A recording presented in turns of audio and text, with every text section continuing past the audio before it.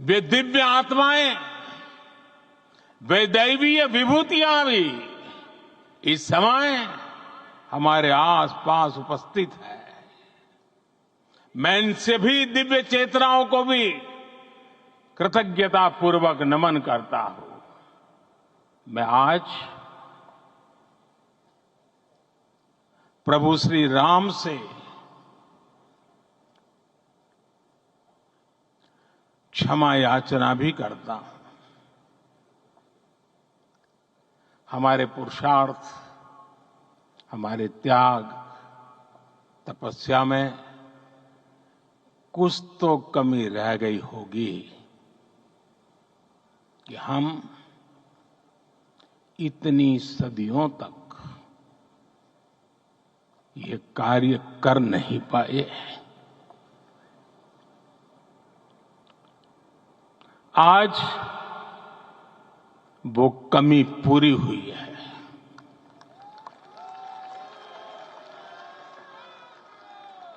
मुझे विश्वास है प्रभु राम आज हमें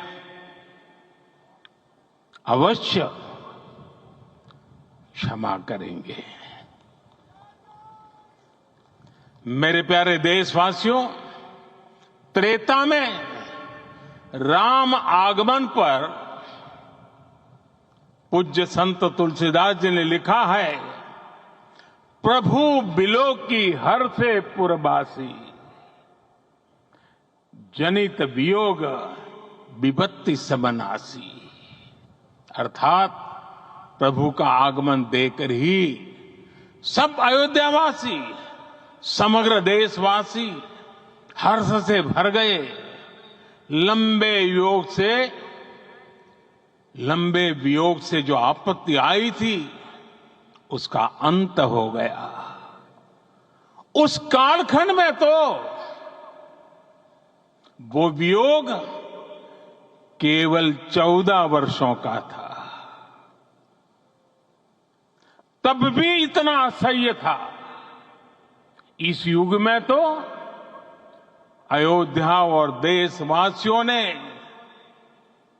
सैकड़ों वर्षों का वियोग सहा है। हमारी कई कई पीढ़ियों ने वियोग सहा है। भारत के तो संविधान में उसकी पहली प्रति में भगवान राम विराजमान है। संविधान के अस्तित्व में आने के बाद भी दशकों तक प्रभु श्री राम के अस्तित्व को लेकर कानूनी लड़ाई चली।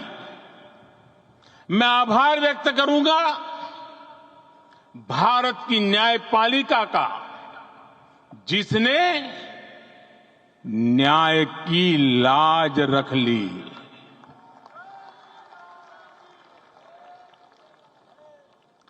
न्याय के पर्याय प्रभु राम का मंदिर भी न्यायबद्ध तरीके से ही बना। साथियों, आज गांव-गांव में एक साथ कीर्तन संकीर्तन हो रहे हैं। आज मंदिरों में उत्सव हो रहे हैं, स्वच्छता अभियान चलाए जा रहे हैं। पूरा देश आज दीपावली मना रहा है।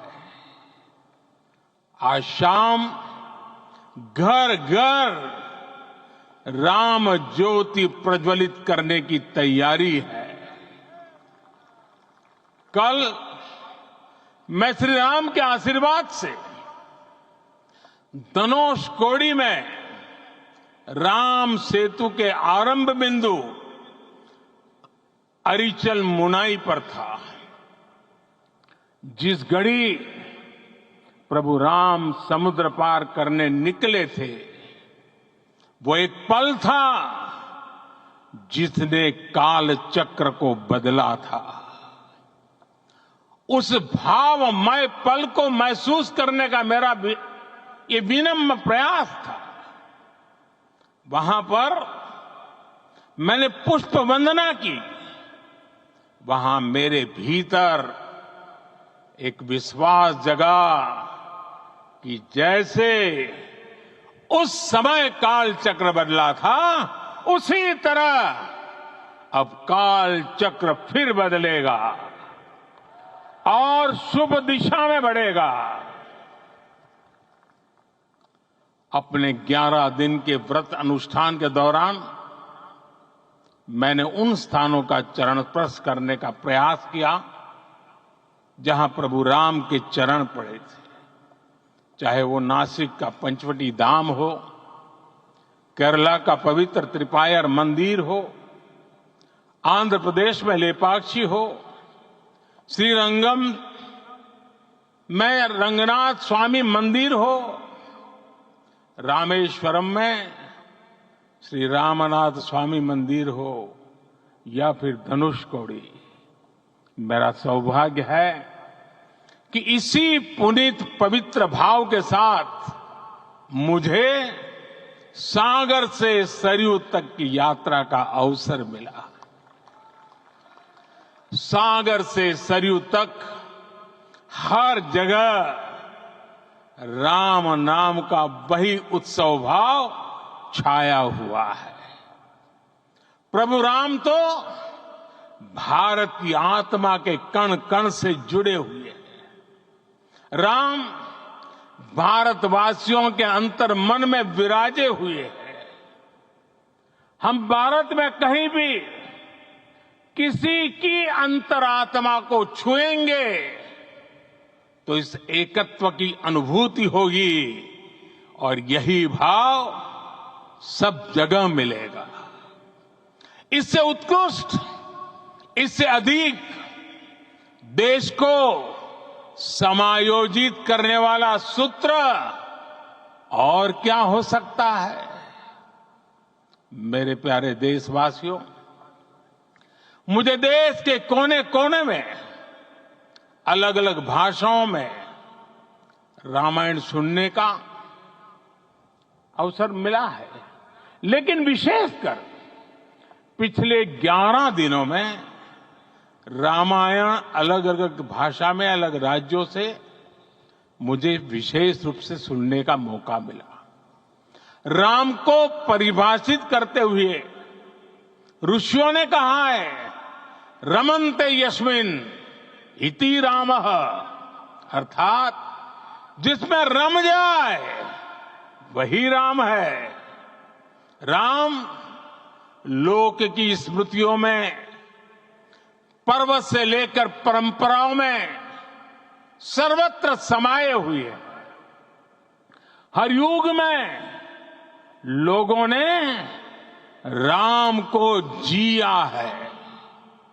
हर युग में लोगों ने अपने अपने शब्दों में अपनी अपनी तरह से राम को अभिव्यक्त किया है और ये राम रस जीवन प्रवाह की तरह निरंतर बहता रहता है।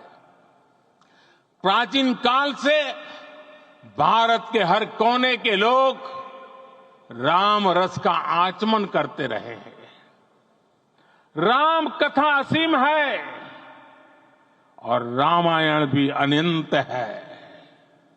राम के आदर्श, राम के मूल्य, राम की शिक्षाएं सब जगह एक समान है।